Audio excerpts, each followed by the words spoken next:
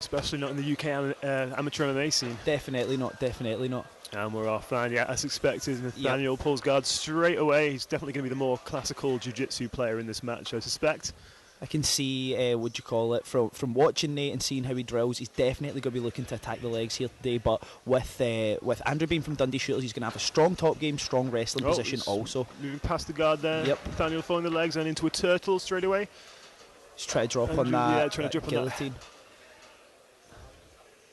Yes, Nathaniel still has the arm in there, so there's not really too much danger at the moment.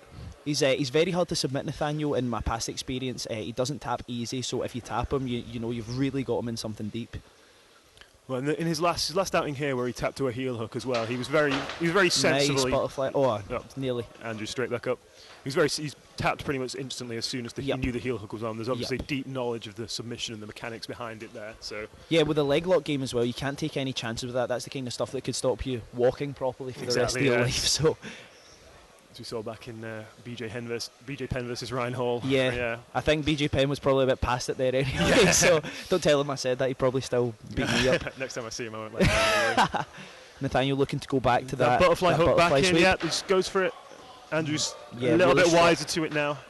Strong top position there from Andrew. The whizzer on the opposite side. Still got the butterfly hook in. Yep. Just going for more of a kind of a classic kind of butterfly position there, really. It's not going for any of the sort of more modern kind of Craig Jonesy kind of Z-guard or anything like that. Rather Marcelo Garcia. Yes, exactly.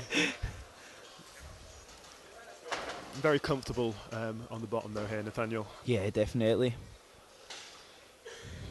Right, back into that. At the moment, it doesn't really look like Andrew has any kind of answer for this style of guard really at the moment. Yeah, they're kind of, they're like leveling each other out here at the moment. Nathaniel's not really able to finish that sweep at the same time. That, he might be trying to come over he's coming up there. Yep, obviously he's got one of the legs. Yep.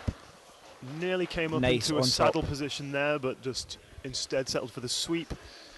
As you can see there with Nathaniel, he didn't even really push to get up on that top position. He's quite happy to sit back down into guard because really he is looking to finish the fight. He's not much of a points guy, and you could see that he wasn't really bothered whether he ended up on top or bottom.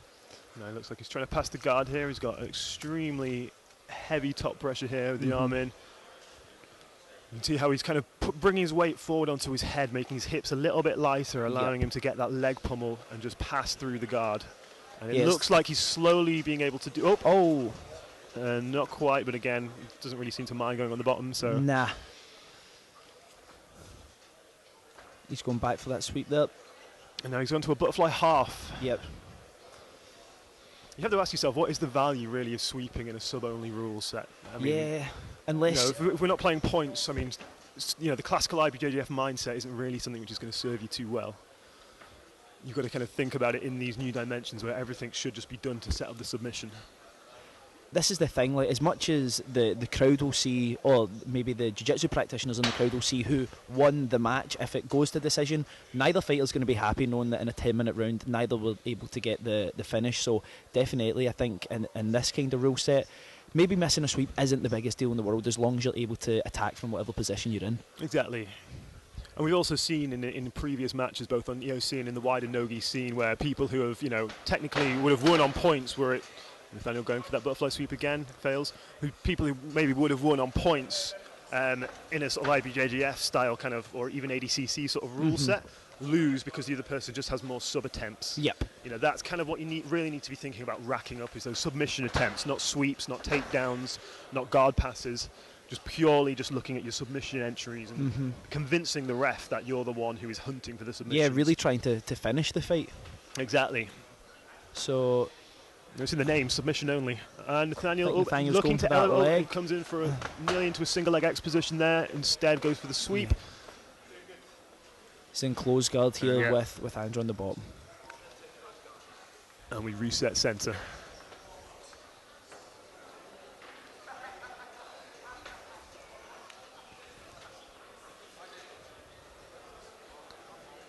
Interesting to see how Andrew works off his back. He's not really had... he's going for that double ankle sweep, but... Let's see where this goes. Tucking the outside leg underneath. He could... And straight up in there, the butterfly hook's already there. Yep. And if the rest of the match is anything to go by, we can probably assume that Nathaniel's going to be looking to elevate Andrew again. Yep. And look for some kind of a saddle entry. He's got really tight grip over that head and arm there. Not quite an arm triangle grip, but it's a great controlling grip. And for judo players as well, they can get a large series of arm locks there too.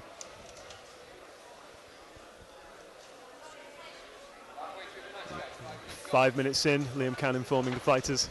Oh, no, that was a beautiful very nice sweep. I don't care that these don't count. That was absolutely artful. Just floated through the air. Really nice sweep there.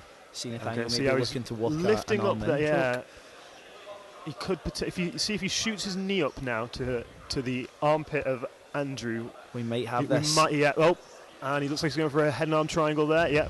The answer the phone defence, I think it's maybe not the best arm triangle defence. I think it's maybe slowing the inevitable sometimes and allowing you to get into a better position. But I think Nate's going under here to try and get that arm over his face. I think he's maybe going to... Gets that free. Yeah. He has to deal with this mount now. Nathaniel just very heavy on the top pressure, smothering and keeping that arm up. So he's going back in for that arm triangle. Using that head pressure.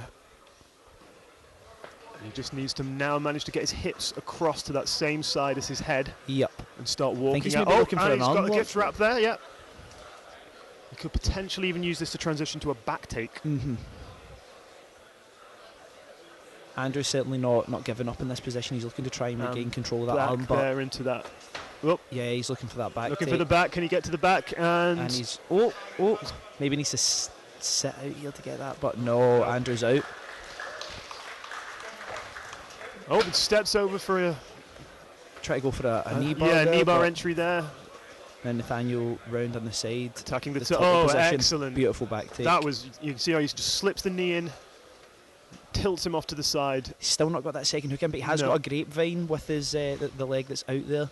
And that's something I used to use myself, being a much longer fighter, so I know how good that can be to hold control in these kind of positions. And you have to remember as well that the threat of the choke is still there, even if both hooks aren't in. As long as you've got their hips between your knees, it still effectively counts. We've seen loads of examples of people getting choked from odd positions with, the bulldog chokes in MMA, like Ben Askren with Robbie Lawler, and Khabib's a massive lover of a bulldog choke, and I think people forget, I know we always say position over submission, but sometimes if you can grab it and squeeze it hard enough, you are going to get that finish. Well, yeah, I mean, it still counts as position over submission, though, because you still have position. Yeah, for sure. Yeah, definitely, yeah. I think back control isn't, having the classic hooks in does allow you to sort of solidify the back control, but as long as your opponent's hips are between your knees, you're still effectively... it's a good way to think about it. Actually, I wasn't thinking about that myself, because obviously I was thinking in my head just going straight for that sub, but that's actually a great way to think about it, mate. I'll use that now on other people that say the same thing to me. Yeah. Have that one for free. Yeah. So still in this kind of solid mount position, and Nathaniel's still trying to work that arm position back up, but I don't know if he's really... maybe going for the back now. Nice. Oh, now we've got it. Great from Nathaniel. Now he's connected there. Yep, he's... And into the body triangle. Yep. This is going to be a nightmare to escape. Nathaniel here. Yeah, he's looking for the arm trap. Oh, that was beautiful. Lovely from Nathaniel here. And he's got the can opener. We got one arm trapped. Both arms trapped here. Nathaniel trying to just slice his thumb under the neck of Andrew, under the chin, sorry, of Andrew. And see if he might even be going for a one-arm choke here. Just keep both the hands restricted up. Oh, and Andrew's got his arm back out now. I think Nathaniel managed to get that arm in with ease there, so let's see if he's able to tie that up again. Yeah, and he does it again. Back to the same thing, straight back to the same thing. Beautiful. That hand's in deep now. Yeah, his legs crossed on top of it there. And now we have an undefended chin here. All Andrew can really do is just push his chin down. Nathaniel just again Nathaniel trying to work that. Looking for that bulldog choke. Yep. Great defence again from Andrew there. He's really not trying to give up in this position. Nathaniel's choking against his face, which can be very painful, but some guys just have different pain thresholds, but I'm really, really impressed with Nathaniel's ability just to keep on trapping that arm. Yep. Very methodical. It's obviously something he's drilled a lot and spent a lot of time working on, Oh, this is he's tap. Yeah, and we have the tap. The finish from Nathaniel. A mandible choke there, just over the chin. Very close match that. We had positions and loads of exchanges there where both fighters were clearly putting in loads of effort, but it's Nathaniel that Really gets the impressed by victory the back there. control there from Nathaniel.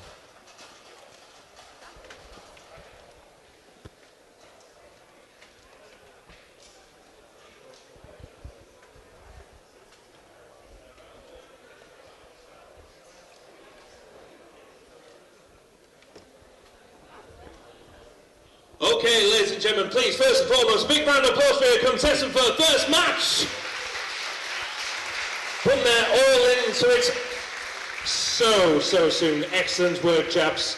But our winner by rear naked choke from the Drip House, Nathaniel Montgomery!